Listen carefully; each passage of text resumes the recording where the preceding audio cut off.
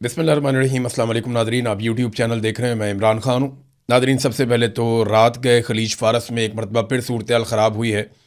America और Israel ने फ़िज़ाई हमले किए हैं और ईरान ने जवाबी कार्रवाई की है। दोनों जानिब से जो स्टेटमेंट आया वो आपके सामने मैं रख देता हूँ, और जो इलाकाई मीडिया है उसने क्या रिपोर्ट किया वो भी मैं आपके सामने रख देता हूँ। लेकिन एक चीज़ मैं पहले कन्फर्म कर दूँ आपको कि ये रात को झड़पें हुई हैं, लेकिन एक स्पेसिफ़िक टाइम पीरियड के लिए थी। उसके बाद फिर मामला थम गए हैं। लेकिन इस तरह की कोई भी चीज़ ख़ित्ते को दोबारा से जंग में धकेल सकती है, और ये हम सब जानते हैं। और नेतन्याहू अभी तक इस जंग बंदी के ऊपर मुकम्मल तौर पर आमादा नज़र नहीं आता, तो मे भी दोबारा जंग शुरू करने में कोई ना कोई हिकमत अमली हो। बहरहाल इस वक्त जो मुतदाद इतलात आ रही हैं उनके मुताबिक अमरीकी अफवाज ने जनूबी ईरान में मिज़ाइल लॉन्च करने वाले ठिकानों पर और बारूदी सुरंगें बिछाने की कोशिश करने वाली ईरानी कश्तियों को निशाना बनाया। ये अमरीकी मीडिया कह रहा है।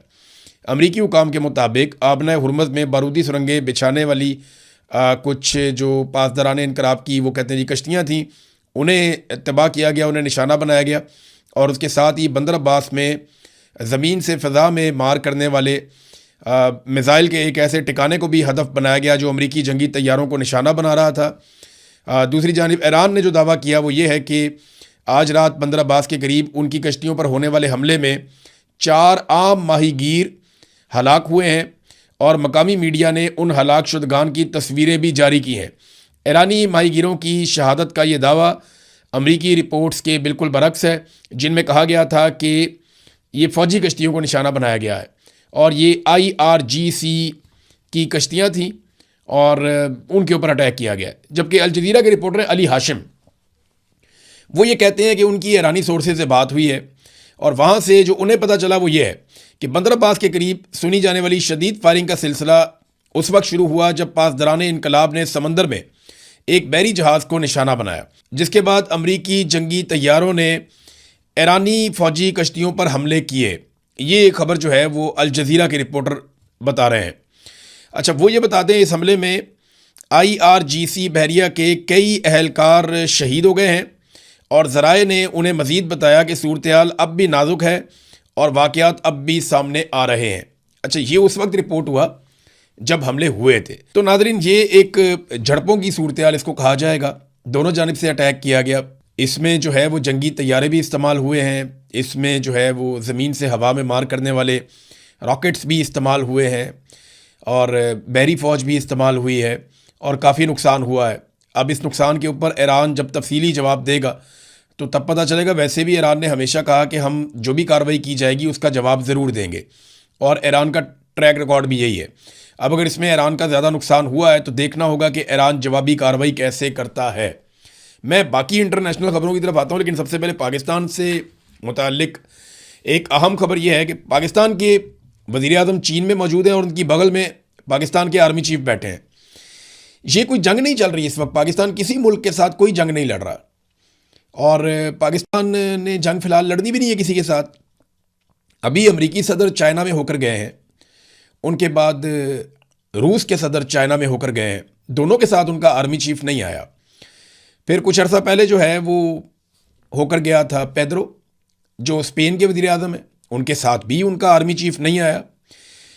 ईरानी क़यादत भी आई थी, और ईरानी जो सियासी क़यादत है वो भी पहुंची थी चीन में, लेकिन उनके साथ भी उनका आर्मी चीफ नहीं आया। हमारे पीछे रह जाने की जो एक बड़ी वजह ना वो यही है कि हमारे सियासतदानों को कोई भी फैसला करने से पहले मुल्की मफाद में नहीं देखना होता। उन्होंने ये देखना होता है कि एस्टेब्लिशमेंट का इसमें फ़ायदा है या नहीं है। वो बेचारे सिर्फ एस्टेब्लिशमेंट के मफाद का तहफ़्फ़ुज़ करते रहते हैं, और पाकिस्तान का मफाद कहीं और रह जाता है। भारतीय वज़ीर आज़म पूरी दुनिया में जाता है, उसके साथ उसका आर्मी चीफ नहीं होता। वो दुनिया के जिस मुल्क में भी जाता है वो खुद बात करता है, उसके वज़रा बात करते हैं। वो अपने आर्मी चीफ को अपनी बगल में या अपने पहलू में बिठाकर नहीं रखता। यूक्रेन गुज़िश्ता 4 साल से जंग लड़ रहा है, और बहुत ताकतवर मुल्क है रूस जिसके साथ वो जंग लड़ रहा है। जब यूक्रेन का सदर जाता है दुनिया के ममालिक में तो उसकी बगल में भी उसका आर्मी चीफ नहीं होता, हालांकि उसका आर्मी चीफ दुनिया की एक मुश्किल तरीन जंग लड़ रहा है। मगर जब वो ट्रंप को मिलने गया तब भी उसके पहलू में उसका आर्मी चीफ नहीं था। लेकिन हमारे दौरों में तो ऐसा लगता है कि हमारा आर्मी चीफ अपने अर्दली को अपने साथ लेकर आया हुआ है, और वो अर्दली चाहे चीन हो, चाहे अमेरिका हो, चाहे सऊदी अरब हो या अक़वाम मुत्तहिदा हो, हर जगह के ऊपर अपने आका की तारीफ़ें करना नहीं भूलता। हर जगह वो तारीफ़ें करता रहता है। तो फील्ड मार्शल के इन दौरों से पाकिस्तान को मिलता क्या है? देखिए, इससे फील्ड मार्शल को पजीराई मिलती है, वो दुनिया के काम आते हैं, अमेरिका जो उन्हें कहता है वो करते हैं, वो पॉलिसी उसके मुताबिक बदल देते हैं और बहुत सारे ममालिक की डिमांड्स को पूरा करते रहते हैं। क्योंकि इमरान खान साहब सऊदी अरब के साथ दिफाई मुआहदे के हवाले से रिलेक्टेंट थे, लेकिन फील्ड मार्शल ने यह फौरी तौर पर कर दिया। अमेरिका के हवाले से इमरान खान साहब के तहफ़्फ़ुज़ात थे कि हम कोई ग़ुलाम नहीं हैं, उनका एक एब्सोल्युटली नॉट का एक मौक़िफ़ था। फील्ड मार्शल ने वो चीज़ें बदल दी और फिर आप देखें कैसे अमेरिका की सोच बदल गई पाकिस्तान में जमहूरियत के बारे में और पाकिस्तान में सूरत हाल के बारे में। फिर उन्होंने किस तरीके से रजीम चेंज ऑपरेशन पाकिस्तान में करवाया। बहरहाल इन दौरों का पाकिस्तान को कोई फ़ायदा नहीं होता, टके का फ़ायदा नहीं होता। मीडिया पर ज़बरदस्ती झंडे गाड़े जाते हैं, पाकिस्तान को बड़ी कामयाबी मिल गई। भी पाकिस्तान को कामयाबी मिल गई, ना तो आपने कश्मीर फतह किया और ना ही भारत से अपना पानी खुलवा पाए, ना ही दहशतगर्दी ख़त्म कर पाए, ना ही हम अपने हमसायों से ताल्लुकात बेहतर कर पाए, ना ही हमारी मईशत संभली, ना ही बड़े पैमाने पर पाकिस्तान में सरमायाकारी आई, बल्कि उल्टा क्या हुआ, गुर्बत, महंगाई और बेरोज़गारी में इजाफा हो गया। तो पाकिस्तान को क्या फ़ायदा हुआ फील्ड मार्शल के दौरों का? कोई फ़ायदा नहीं हुआ। हाँ, यही चीज़ें अगर आज़ाद तरीके से पाकिस्तानी सियासतदान करें तो पाकिस्तान को बहुत फ़ायदा होगा। हत्ता कि आप ये देख लें कि DGISPR के मुँह से या फील्ड मार्शल साहब के मुँह से फितनतुल खवारिज अल फितनतुल हिंदुस्तान, ये हम रोज़ाना सुनते हैं।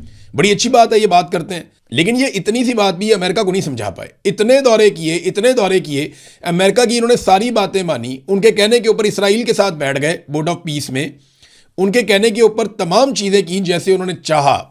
तो अमेरिका की हर बात मानने के बावजूद अमेरिका को सिर्फ अपनी एक बात नहीं बता पाए कि एक फितनतुल हिंदुस्तान भी है, यानी इंडिया पाकिस्तान के खिलाफ दहशतगर्दी की कार्रवाइयां करवाता पाकिस्तान के अंदर। ये पाकिस्तान की फौज का ऑफिशियल मौक़िफ़ है। इस मौक़िफ़ के ऊपर अमेरिकन को अभी तक कायल नहीं कर पाए और उनकी हर बात इन्होंने मान ली है। अब अमेरिकी वज़ीर ख़ारजा भारतीय सरजमीन पर खड़े होकर पाकिस्तान से आने वाली दहशतगर्दी को एक हकीकत बता रहा है। उनका स्टेटमेंट है, निकाल के आप पढ़ लें। तो पाकिस्तान का इसमें क्या फ़ायदा हुआ? फ़ायदा सिर्फ इस सिस्टम का है जिसे आसिम मुनीर साहब चला रहे हैं और कुछ सियासी टाउट्स जो हैं वो इसमें सहूलतकारी कर रहे हैं। पाकिस्तान का इस खेल में टके का फ़ायदा नहीं है। मैंने अभी आपको बताया कि हर चीज़ में पाकिस्तान बदकिस्मती से पीछे जा रहा है। अब ये मार्को रूबियो जब भारत में पहुंचे तो मार्को रूबियो का इस्तकबाल कैसा हुआ, यहाँ पे बहुत सारे मनाज़र हैं, मैं वो देख रहा था और हैरान हो रहा था कि अमेरिकन स्टेट सेक्रेटरी जो उनके वज़ीर ख़ारजा है मार्को रूबियो, वो इंडिया के दौरे पे आता है तो एयरपोर्ट पे एक नॉर्मल सिचुएशन होती है, यानी सिविलियंस हैं वहाँ पे, कुछ दीगर लोग मौजूद हैं, थोड़ी सी सिक्योरिटी है, वो उनका इस्तकबाल करते हैं और उन्हें लेकर चले जाते हैं। इंडिया का कोई शहर बंद नहीं हुआ, कोई इलाका बंद नहीं किया गया, सड़कें भी खुली थी। अगर ये इधर वाली सड़क से जा रहे हैं तो उधर वाली सड़क खुली हुई है। पाकिस्तान के अंदर पूरा मुल्क बंद करके रख दिया इन्होंने। रावलपिंडी और इस्लामाबाद को उनके आने की खबर के ऊपर 2 हफ्ते तक बंद रखा। ये हमारी औकात है। अमेरिका से कोई छोटा मोटा उनका ऑफिसर भी आ जाता है तो फील्ड मार्शल, वजीर आजम, फलाना ढमकाना, पूरी कैबिनेट लेने पहुंच जाती है। वहां से उनकी खुशामद करते हुए उनको लेकर आते हैं और वापस भी खुशामद करते हुए छोड़ते जाते हैं। यानी ये बहुत बड़ा फ़र्क है। खुद मुख्तारी क्या होती है, यानी जो जितना बड़ा है उसको उतना प्रोटोकॉल आप दें और उस तरीके से उसको आप डील करें। लेकिन पाकिस्तान की मिलिट्री एस्टेब्लिशमेंट ने पाकिस्तान की अंदरूनी सियासत में और अंदरूनी मामलात में अमेरिका की मुदाखलत को हमेशा वेलकम किया और वो मुदाखलत हद से ज़्यादा बढ़ा दी है।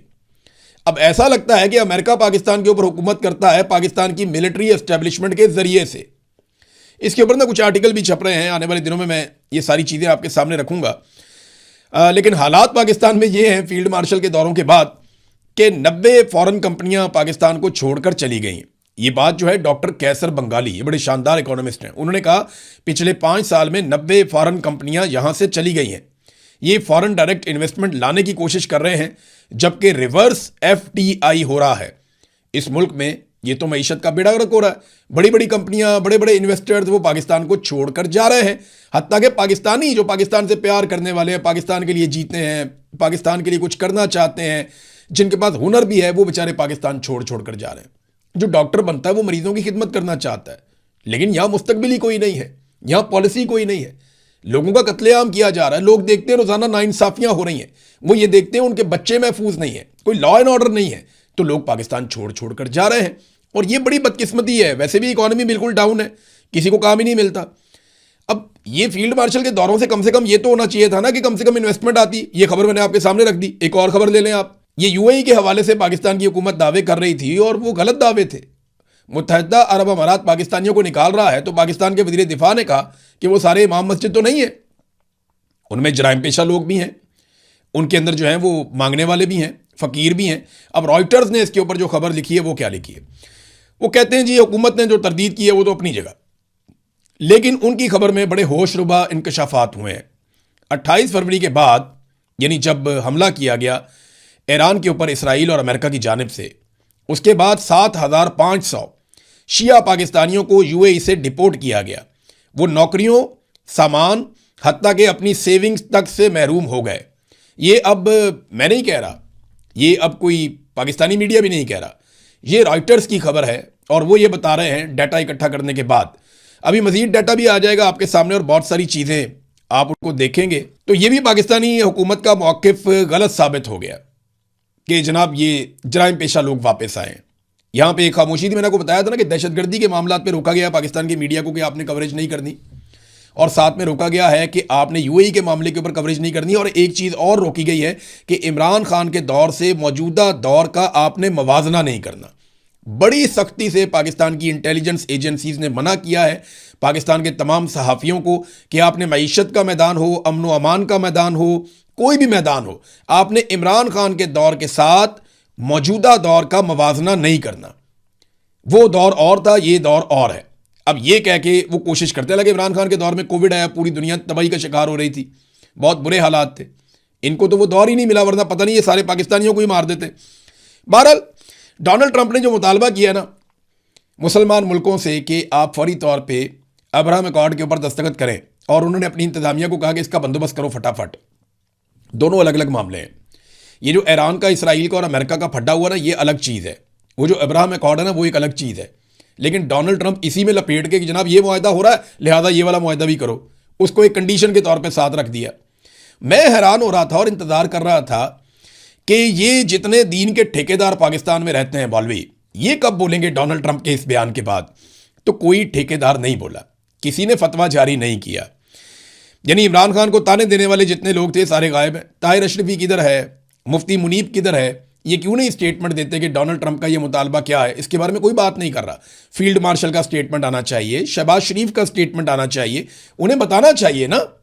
वैसे तो वो आयात सुनाते हैं, वो बताते हैं, लेकिन यहां पे भी बताएं ना कि इसमें कुरान पाक क्या कहता है कि जब जुल्म किया जा रहा हो एक तबके के ऊपर तो वहां पे आपने क्या करना है और किस तरफ आपने जाकर खड़े होना है।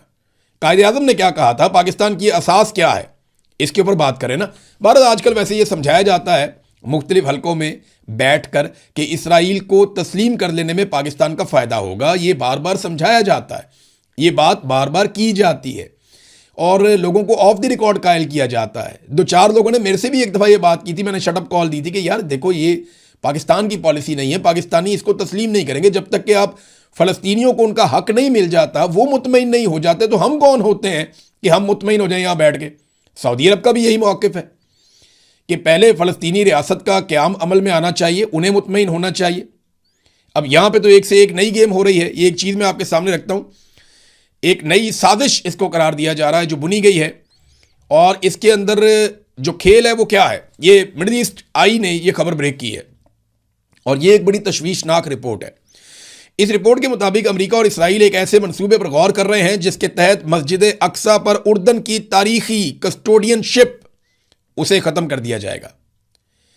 यानी इस वक्त उर्दन के कंट्रोल में उसे ख़त्म कर रहे हैं और इस मंसूबे के मुताबिक इस्लामी औकाफ की जगह पर इसराइल की हमायत याफ्ता एक नई बॉडी कायम की जाएगी जो इस मुकद्दस मुकाम को एक कसीरुल अकीदा मरकज़ में तब्दील कर देगी जहां यहूदियों को इबादत की वसी तर रसाई दी जाएगी। इसराइली निगरानी इसको हासिल होगी।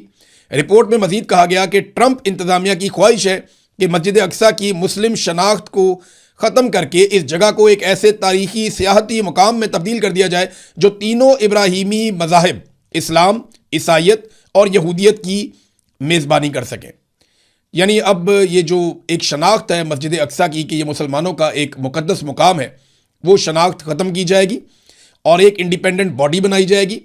वो बॉडी इसराइल की निगरानी में काम करेगी और इसराइल का तहफ़्फ़ुज़ करेगी और ये एक सियाहती मुकाम में कन्वर्ट हो जाएगा और सबको इजाज़त होगी और वो बॉडी फैसला करेगी कि किसने जाना और किसने नहीं जाना। अब इसके ऊपर बोर्ड ऑफ पीस में कौन आवाज़ उठाएगा? कौन उठाएगा आवाज़? कौन इस पर बात करेगा? क्या पाकिस्तान के फील्ड मार्शल इस पर बात करेंगे, जो बोर्ड ऑफ पीस का हिस्सा है? लेकिन वो तो डोनाल्ड ट्रंप के फेवरेट फील्ड मार्शल हैं, वैसे इसके ऊपर उन्हें बात करनी चाहिए, या हमारे मौलवी कम से कम इस पर बात करें जो दीन के ठेकेदार बनते हैं। नाज़रीन देखें, पाकिस्तान में ना एक जो ताकतवर है ना, उसी को रहने का हक है। मैं आपको एक मिसाल देकर अभी बताता हूं। अगर आप ताकतवर है, आप पाकिस्तान में रह सकते हैं। आपके मिलिट्री एस्टेब्लिशमेंट से अच्छे ताल्लुकात होने चाहिए फौज के साथ, और आपके पास ताकत होनी चाहिए, पुलिस वाले आपके वाकिफ होने चाहिए, अदालत के अंदर जजेस आपके कंट्रोल में होने चाहिए। आप पाकिस्तान में रहें, जो मर्जी करें, आपको कोई कुछ नहीं कह सकता। रूल ऑफ लॉ के साथ आप पाकिस्तान में नहीं रह सकते। शरीफ आदमी का गुजारा ही नहीं है, अपनी इज्जत बचाना वहां पे मुश्किल है। ये हालात पैदा हो गए। इस्लामाबाद हाई कोर्ट ने ऑर्डर जारी कर दिया कि 1 कॉन्स्टिट्यूशनल एवेन्यू के अपार्टमेंट के मालिकान को बेदखल नहीं किया जाएगा। आप अंदाजा करें, जब अमीर आदमी के गिरेबान पे हाथ डला, जब अमीर आदमी को पकड़ा गया और पूछा गया कि इल्लीगल जगह है जनाब, खाली कीजिए, तो हाई कोर्ट बीच में आ जाती है। इसी शहर में यहां से वॉकिंग डिस्टेंस के ऊपर हजारों गरीबों के मकानात खाली करवा के गिरा दिए, हजारों गरीबों को बेघर कर दिया गया। लेकिन हाई कोर्ट नहीं जागी, किसी अदालत ने कोई ऑर्डर नहीं दिया, क्योंकि वो गरीब थे, वो बेसहारा थे, उनका कोई वाली वारस नहीं था। और जो आदमी इस मुल्क में जब भी कभी गरीब का वाली वारस बना है, उसे या तो जुल्फिकार अली भुट्टो बना दिया गया, या उसे इमरान खान बनाकर निशाने इबरत बनाने की कोशिश की गई। जो भी कोई भी पाकिस्तान के अंदर जब भी एस्टेब्लिशमेंट के मफाद के खिलाफ खड़ा हुआ, एस्टेब्लिशमेंट उसके गले पड़ गई। पाकिस्तान के 2 टुकड़े कर दिए इन्होंने। जब शेख मुजीब ने बांग्लादेश के गरीबों के लिए आवाज उठाई, तो पाकिस्तान के 2 टुकड़े कर दिए इन्होंने कि नहीं, हमें वो चाहिए ही नहीं, पाकिस्तान ही तोड़ दिया। और बड़े फख्र के साथ उस वक्त ये कहते थे कि नहीं, वो तो डूबते हैं, वहां तो हर साल सैलाब आता है, उनके तो पल्ले ही कख नहीं है। आज उनकी इकोनॉमी पाकिस्तान से बहुत बड़ी है। वो पाकिस्तान से आगे निकल गए क्योंकि उन्होंने अपने जर्नैलों को लगाम डाल दी थी। उन्होंने कहा था कि फौज कारोबार नहीं करेगी, कारोबार सिविलियंस करेंगे। उन्होंने कहा था कि हुकूमत जो है वो सिविलियंस चलाएंगे। हालांकि बार बार वहां पे भी ये पंगा पड़ा हुआ था फौज का, लेकिन उन्होंने काफी हद तक कंट्रोल किया। और अभी तो उनकी जो यूथ है, उन्होंने बड़ा जबरदस्त काम किया। डोनाल्ड ट्रंप ने नाज़रीन एक यू टर्न लिया है, यूरेनियम के मामले में उन्होंने अपनी पोजीशन तब्दील की है, और ये ईरान की एक बहुत बड़ी कामयाबी है। डोनाल्ड ट्रंप ने कहा कि जो यूरेनियम अफसुदाशुदा है, या तो फौरी तौर पर अमेरिका के हवाले किया जाएगा। अब या का लफ्ज आ गया। पहले डोनाल्ड ट्रंप कहता था हर हाल में हमारे हवाले किया जाएगा, अब वो वाली शर्त होगी खत्म। डोनाल्ड ट्रंप ने कहा या तो हमारे हवाले किया जाएगा, या फिर उसे खत्म कर दिया जाएगा ईरान के अंदर ही, और बहुत सारी निगरानी के अंदर। ये आहिस्ता आहिस्ता दूसरी चीज़ों पे भी आएंगे कि जनाब इसको निगरानी में रखा जाए, सख्त निगरानी के अंदर रखा जाए, इसके ऊपर हम नज़र रखेंगे, हम ईरान को एटम बम नहीं बनाने देंगे। ये सब कुछ तो पहले भी हो रहा था। तो इतना सारा कुछ करके, इतनी मार खा के, इतने हथियार फूंक के, छोटी छोटी बच्चियों का कत्लेआम हो गया, खवातीन वहां पे मारी गई, पूरा इंफ्रास्ट्रक्चर तबाह हो गया, इसराइल का बहुत नुकसान हो गया, अरब ममालिक जो है वहां पे एक अजीबोगरीब सूरत हाल पैदा हो गई। पूरी दुनिया को मुसीबत डाल के हासिल क्या किया? अगर मुज़ाकरात ही करने थे डोनाल्ड ट्रंप ने, तो मुज़ाकरात तो पहले भी हो रहे थे। और आबना हुर्मुज़ को अगर खुलवाना ही था तो वो तो पहले भी खुली हुई थी। तो कोई एक भी ऐसा टारगेट जो डोनाल्ड ट्रंप ने पहले रखा था, वो अभी तक डोनाल्ड ट्रंप या अमेरिका अचीव नहीं कर सका। और डोनाल्ड ट्रंप को ये जवाब अगले इंतखाबात में देना पड़ेगा, क्योंकि ये सवालात उनके सामने बार बार रखे जाएंगे। नाज़रीन, अब तक के लिए इतना ही। अपना ख्याल रखिएगा, अपने इस चैनल का भी। अल्लाह हाफ़िज़।